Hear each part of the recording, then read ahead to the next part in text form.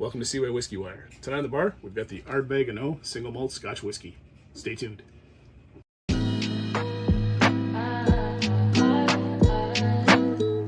Well, hey guys, thanks for coming back after the intro there. I'm Tyler, and tonight on the bar, I got the Ardbeg single malt Scotch whiskey, continuing my channel goal of reviewing the entire Ardbeg core range. We've gone through the Wee Beastie, the 10-year-old, and now made our way onto the Ano. A little bit about Ardbeg before we get kind of into the specs of the bottle. So, Ardbeg Distillery, located obviously on the island of Islay, on the south side of it there, and sitting with the other big ones on the island, Lagavulin, Laphroaig, and Ardbeg, all on that south coastline. Ardbeg was founded in 1815 by John McDougall and started as a small operation producing whiskeys using traditional methods in the rugged and windswept landscape over Islay. And over the years, Ardbeg's gained a reputation of producing some of the finest malt whiskeys that Scotland is known for its distinctive peaty and coastal characteristics, and also being fairly complex. Throughout history, Ardbeg has gone through numerous challenges, including changes in ownership, economic downturn, and even temporary closure. However, their fan base, loyal distillery fan base, and dedication to their quality has kept the Ardbeg spirit alive. In the late 20th century, Ardbeg faced a particularly challenging period, with the distillery falling into despair and production ceasing in 1981. And this seemed to be the end of the iconic distillery, and Ardbeg whiskey might be lost to history forever. However, in 1997, the Glenmorangie Company acquired Ardbeg to embark on an ambitious restoration project to revive the distillery and revered whiskey. Under Glenmorangie's stewardship, Ardbeg meticulously restored it to its former glory and focused on preserving the traditional production methods and commitment to quality. It's now owned by Louis Vuitton Moet Hennessy, and they hold the ownership for both Ardbeg and Glenmorangie respectively. So if your wife ever gives you any trouble about buying whiskey and she's got a nice handbag on her, you can say, well, we're buying the same stuff, hon. At least I do. At least once or twice. Since its revival, Ardbeg's gone through different strengths and earning acclaim from whiskey connoisseurs around the world and winning numerous awards for its exceptional whiskeys. And the distillery's core range features iconic expressions such as the Ardbeg 10, the Ardbeg Uigeadail, and the Corio Wrekin. Can't wait to get on to those big hitters as well. Each showcase the distinctive peaty characteristics and maritime influences of Islay. And each year, Ardbeg puts on numerous special releases and limited releases and committee releases to keep the Ardbeg fanboys hopping and happy. And these releases have been subject to mixed reviews with respect to price, availability, and overall character. I would agree with that statement. And today, Ardbeg stands as a testament to the enduring spirit of craftsmanship and innovation in the Scottish whiskey production, and it continues to uphold its legacy as one of Islay's most revered distilleries. Amen to that. All right, so let's get on to what's going on with the specs of the bottle here. So the Ardbeg it comes in at 46.6% ABV, non-chill filtered, and no mention of any coloring added. Primarily, I assume there's no color added, so I'm going to say there's no color added to it because that's usually how Ardbeg flows, even though it mentions it nowhere on the packaging. The maturation process. So it's kind of an interesting maturation process and very much stands out as kind of a solo expression from Ardbeg, in that they use new charred oak casks, PX casks, and first fill bourbon casks in the maturation process, and then use a marrying tub at the end of the process. So no finishing, it's all 100% maturation. But again, those are some pretty crazy specs there. Everyone likes to mention like Ardbeg, big hitter for peat, comes in at 50 ppm, so a little bit lower than the average Ardbeg 10-year-old or Wee Beastie, and much lower than the Ardbeg Uigeadail. We'll get into the presentation of the bottle here. So classic Ardbeg packaging and bottle. Not really much I can say about it. I do love it. I love the green glass. There's some information on the back explaining, the Ardbeg is named after the Mull, which is basically stationed outside on the coast and protects them from all the weather and everything.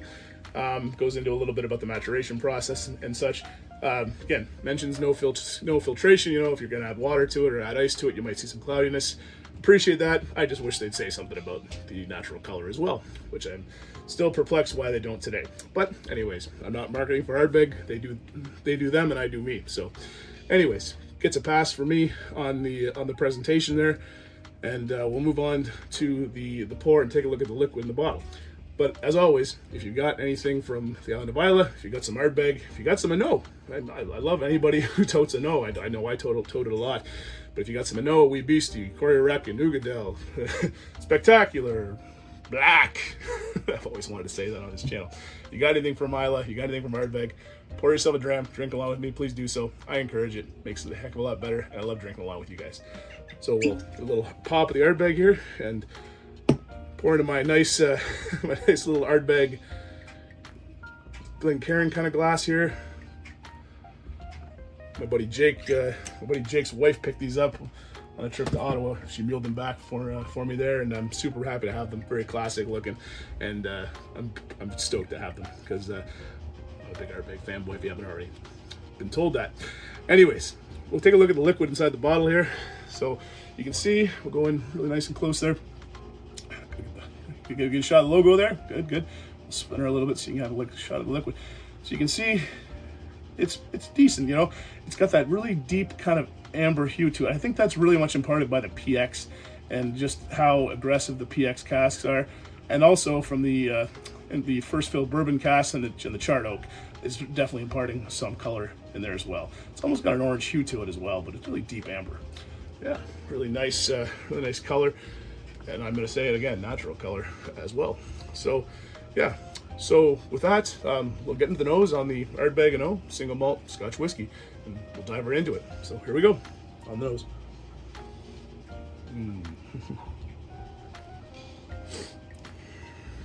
So right off the get-go, and this is where it's a little bit different than some of the other offerings from Ardbeg. Maybe it's kind of in line with the Wee Beastie, but not nearly as much. But you get a real sweet peat note on that, much sweeter than the Ardbeg 10, and it's not as aggressively smoky as the Ardbeg Ugadel. It's dialed back quite a bit, and then you get that nice, really sweet. It's a cleaner peat, still campfire, ashy notes to it, but it's not abrasive. It's nothing like a Kilchoman Sinag. It's nothing like a Kilchoman Mackyer Bay. It's really nothing like the Ardbeg Ugadel. It's kind of repressed and kind of reserved, and it's just, you know, campfire's gone out for the night, and it's just a little bit of smoke coming out of it there. So not overly aggressive. You get that earthy ash. You do get the briny notes as well. The salty sea breeze. You know, you took the water from the ocean and poured it on top of the campfire to put it out. I get some dark chocolate on there. Some cool barbecue notes in there as well. Some smoked ham, like from a barbecue there. You've kind of honey glazed the ham a bit. Maraschino cherries as well.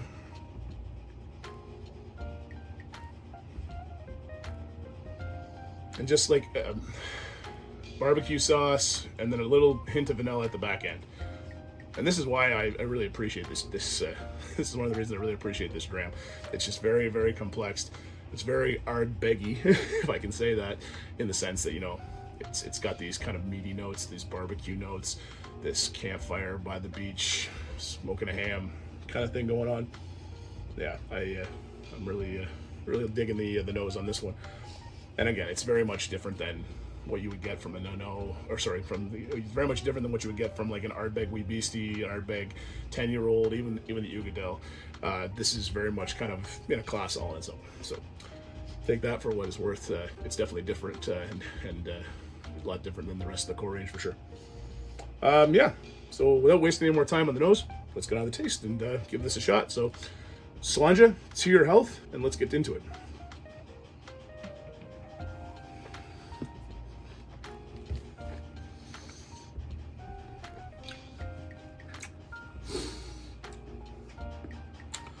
So taste-wise, different than the nose. Similar, but different in the way it kind of goes through the process. So you guys remember the nose? It was very much sweet peat at the front and kind of go through everything. Here the peat is kind of in the middle. So with that being said, I'm not going to talk about it right now. What do I get on the taste? I get some orange peels, some candied cherries on there as well.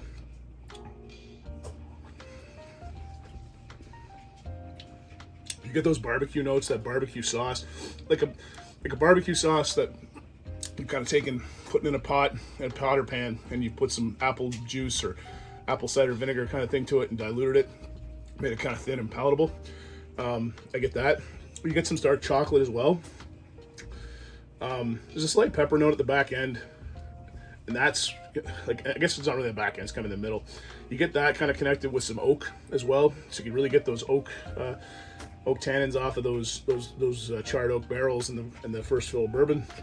You definitely get that salty brine, and then there's this leathery peat that is in there. So you've got this barbecue, chocolatey kind of like deal going on. You got those fresh fruits and citrus notes, and then you get that oak, this leathery peat and brine is kind of right in there near the tail end, and then it finishes off with this nice kind of light ashy creosote kind of flavor and like roasted nuts, roasted almonds, kind of thing going on.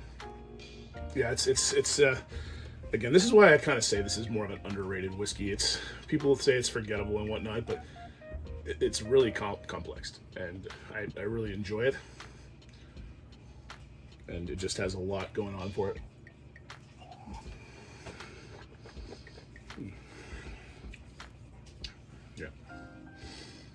Yeah, so it's kind of like a 3. You get those citrus notes and those fruits, the candied fruits, into that kind of barbecue chocolate, kind of dark chocolate, bittery note there to it. You get this little hug of oak in there as well, that little bit of bitterness, this leathery peat that comes in with this briny sea breeze note to it, and then finishes with that peppery roasted almonds and a little bit of bash at the end. Yeah, very nice indeed. Okay, well, let's get on to the finish, and I'll let you know what I think about the finish of the Ardbeg I know here. It's pretty much a short to medium finish, I'm going to say. Yes, it has layers of complexity, and yes, it takes some time to develop, but once it kind of hits those peppery roasted almond nut notes, it kind of just dissipates. The peat that does linger, the ash kind of does linger, that little bit of creosote does linger a little bit, but it's not overly long, so you don't have to worry about that. It's a sweet and complex dram. If you like PX, and I'm not a big PX guy, but this style of PX, the way they've done this, I'd really like it. It's syrupy in the mouthfeel. It's mouth coating. It hangs on to the sides of your mouth there. I didn't really take a look at the sides of the glass here, but I mean, it's got terrific legs on it, and it just, yeah, it's a sweet, complex, syrupy, mouth coating dram. And it's just, yeah, it's one of my kind of go-to whiskeys here. I just did my 5 whiskey challenge a week or so ago, and this was my Friday night pour. I definitely have been knocking it down here. I'm almost halfway through this bottle, and not that I don't share it a lot with anybody else, but it's one of these ones that almost you give to somebody to have a, would you like to try it? And a lot of times you'll hear the same thing, is like, hey, it's a little bit forgettable. People don't really talk about that much, and hopefully this video is going to change that.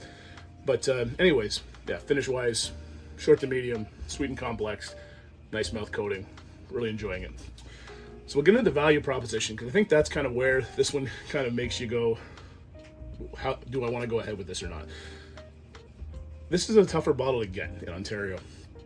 I don't really know if it's available in Ontario.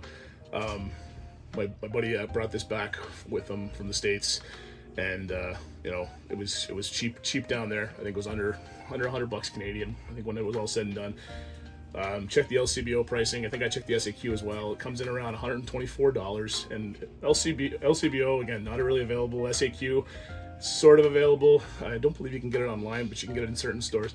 So it's a little tough to get. And $124, when I say this is something I would have bought, I would probably have passed at it at $124. Without knowing what it is, now that I've got into it at under $100, I probably would say that the $124 is worth it. And this is the big thing. I think this is why so many people have missed out on this particular dram. It's not that much more cheaper than Uigeadail. And Uigeadail is consistently good, and we're going to get to it eventually here in the channel.